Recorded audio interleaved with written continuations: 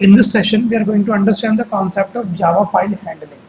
In order to work with Java file handling, you must aware of the concept of stream.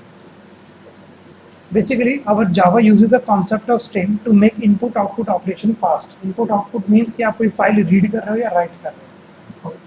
Basically, हमारा जो package कौन सा है input-output operations के लिए, the name of that package is java.io package, which consists of all the classes for input and output operations.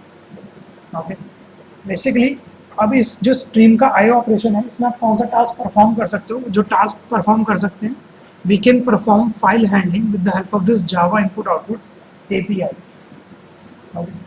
अब Java input output या file handling work करने के लिए ना आपको ये टर्म बार बार मिलेगी स्ट्रीम.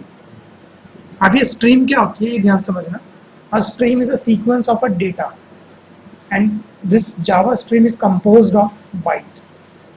अब बात करते हैं कि ये बाइट्स क्या होती है. लेट्स से यहाँ पर कॉमन डेफिनेशन लिख रखी है बाइट्स की. एक बिट में 8 बाइट्स होते हैं, ये आपको पता होगा.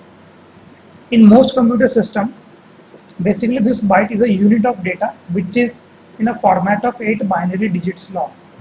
In a format of 8 binary digit की format में होता है. अब ये byte करता क्या है. A byte is in computer is used to represent, ये ध्यान से देखना, it is used to represent a character such as letter, number और typography symbol. अगर आपको कुछ रिप्रेजेंट करना है ना फॉर्म ऑफ कैरेक्टर, लेटर्स या number, you can make a use of this byte. That's why this stream is a composed of bytes. अब जो स्ट्रीम के है ना सिर्फ दो इंपॉर्टेंट ऑपरेशंस होते हैं, वो होता है इनपुट स्ट्रीम और एक होता है आउटपुट स्ट्रीम. इनपुट स्ट्रीम क्या करेगा, it is used to read data from a source. कि आपने बता दी कि मेरी फाइल वहाँ पर है, तो it is used to read that file. आप एक जावा का ऐसा प्रोग्राम बनाओगे जो आपकी टेक्स्ट फाइल को रीड कर लेगा. आउटपुट स्ट्रीम में क्या होगा, the output stream is used for writing data to a destination.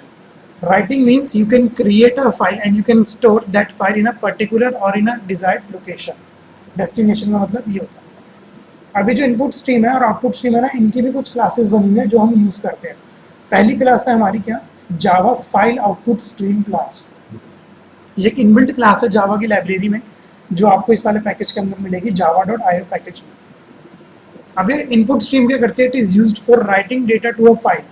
Writing का मतलब है ना लिखना नहीं होता. राइटिंग का मतलब यहाँ पर होता है to create a file. Practically या टेक्निकली राइटिंग का मतलब होता है टू क्रिएट अ फाइल. आप देखते हैं फाइल आउटपुट स्ट्रीम है ना वर्क किस तरीके से करते हैं. बहुत सिंपल इसका एक प्रोग्राम होता है.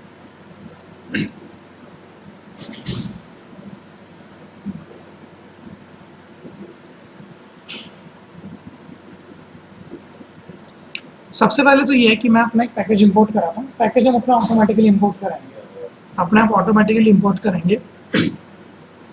जो क्लास है उस क्लास का नाम है फाइल आउटपुट स्ट्रीम. सो यहाँ पर मैं यूज़ करने वाला हूँ अपना फाइल आउटपुट स्ट्रीम. जावा केस सेंसिटिव है तो इसका ओ कैपिटल है और एस भी कैपिटल है. अब लेट्स से इस क्लास का मैंने एक इंस्टेंस बना लिया और इस इंस्टेंस का मैंने नाम दे दिया F out. Is equal to किस तरीके से बनता है, न्यू फाइल आउटपुट स्ट्रीम. इस तरीके से इसका आप बना सकते हो इंस्टेंस. अब फाइल आउटपुट स्ट्रीम में होता है it is used to create a file. अब वो ये पूछेगा कि आपको जो फाइल है किस नाम से बनानी है और कौन सी लोकेशन पे बनानी है. तो यहाँ पर मैं स्पेसिफाई करता हूँ कि लेट्स से मेरे को डी ड्राइव में बनानी है. मैक वगैरह के केस में यहाँ पर है ना वो आ जाता है यूज़र का नाम वगैरह जो मैक की लोकेशन रहती है. तो लेट्स से डी ड्राइव में मेरे को बनानी है, ये आएगा आपका डबल कोट्स में. डी ड्राइव में बनानी है. अब यहाँ पर आप स्पेसिफाई करोगे कि क्या आपका फाइल का नाम रहेगा. सो लेट्स से मैंने लिख दिया माई फाइल और इसका फॉर्मेट मैंने स्पेसिफाई कर दिया txt.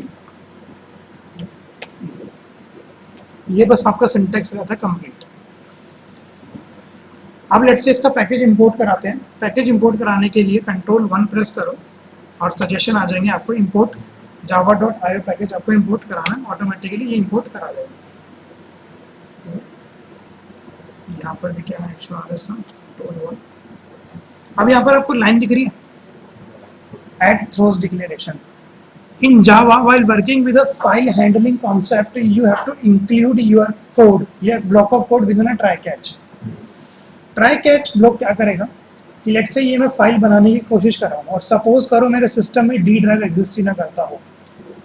मेरा सिस्टम टेक्स्ट फाइल फॉर्मेट को सपोर्ट ही ना करता हो, ठीक है, या जो मैं फाइल बना रहा हूँ वो इस लोकेशन तक पहुँच ही ना पा रही हो। सो ट्राई कैच आपका ये मदद कर देगा कि वो आपको ना एग्जैक्ट एक्सेप्शन दे देगा कि ये एक्सेप्शन है क्या, वरना ढूंढते रहोगे पता नहीं क्यों सब थ्रेड ना पाए, जिसमें डाउट लगे एक्सेप्शन लगा। सो लेट्स से इसको मैं इंक्लूड कराऊंगा किसमें, अपने ट्राई ब्लॉक में।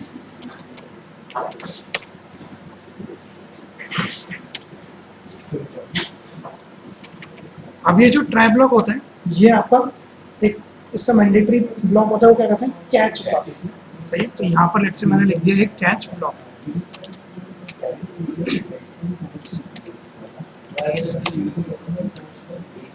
ये मैंने यूज किया है, तुमने नहीं किया एक्सेप्शन हैंडलिंग, तुम्हारे में है नहीं एक्सेप्शन हैंडलिंग, वरना यूज कर सकते हो।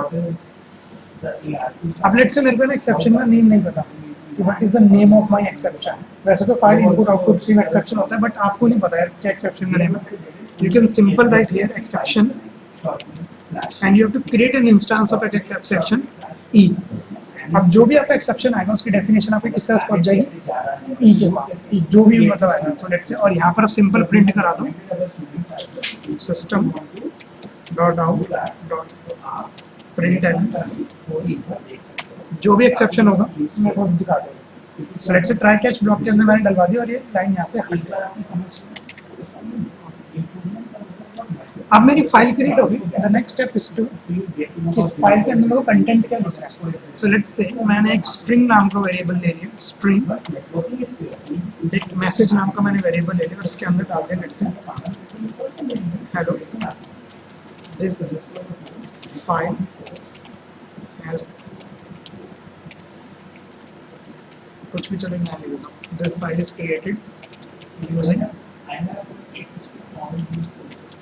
File output string. Let's say मैंने ये मैसेज लिख दिया that this file is created using file output string.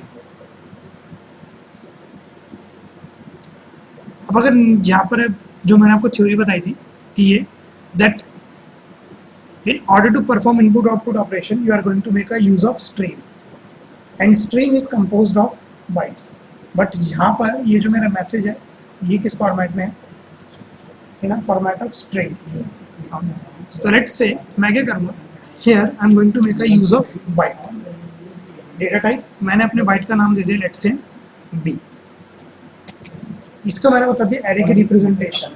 array की representation किस लिए, क्योंकि array के अंदर कोई कितना भी सारा डेटा आ सकता है। तो यहाँ पर मैंने क्या representation करी इसकी, array की representation। और यहाँ पर मैंने लिखी कि let's say convert this message into byte। let's say यहाँ करेंगे dot get bytes. So here your string will be converted into bytes. आपकी string किस में कन्वर्ट हो जाएगी, एक bytes वाले फॉर्मेट में। अब जब भी आप कभी नॉर्मल बताओ कोई टेक्स्ट फाइल बनाते हो, सबसे पहले क्या करते हो, उसको ओपन, उसके अंदर कुछ लिखते हो और क्लोज कर देते हो। ऐसे यहाँ पर स्टेप है, यहाँ पर मेरी फाइल बनी, ये उसके अंदर मैंने लिखा, ठीक है। अब मेरे को इसके अंदर एक कमांड देनी पड़ेगी और उस कमांड का नाम है right. You have to write this string into this file. So let's say यहाँ पर मैंने बता दिया fout dot write। अब ये राइट आपसे पूछेगा कि आपको क्या राइट करवाना है, मैं यहाँ पर पास कर दूँगा, नहीं मैसेज नहीं, बाइट्स। यहाँ पर ये बाइट बी में कन्वर्ट हो गया, ये स्ट्रिंग कन्वर्ट हो गया और मैंने इसको राइट करा दिया। क्या राइट कराना है, जब आप अपनी फाइल को बना लेते हो उसके अंदर कुछ लिख लेते हो, next step is to close that file, उस फाइल को आप कर देते हो क्लोज। सो यहाँ पर भी एक लाइन में लिखूंगा fout यहाँ पर ये फाइल आउटपुट स्ट्रीम है, it is used to create a file और it is used to write a file. So fout को ही मैंने परमिशन दी कि तुम राइट करो और fout को मैंने बोला तुम क्लोज करो। जब भी मेरा ऑपरेशन हो जाएगा, so let's say for my self मैंने यहाँ पर एक लाइन दिखा the system dot out dot print L file created successfully. ये लाइन मैंने क्यों लिखी, क्योंकि जब ये ऑपरेशन परफॉर्म होगा ना मेरे को कुछ आउटपुट नहीं दिखाई देगा, मेरी डी ड्राइव में फाइल बन जाएगी और उसके अंदर ये लाइन लिखी हुई आ जाएगी और ये क्लोज कर देगा। बट हाँ, अब मेरे को कैसे पता लगेगा कि मेरा प्रोग्राम सक्सेसफुली एग्जीक्यूट हुआ है कि नहीं? ऑब्वियसली बात है, जब ये ट्राई एग्जीक्यूट होगा।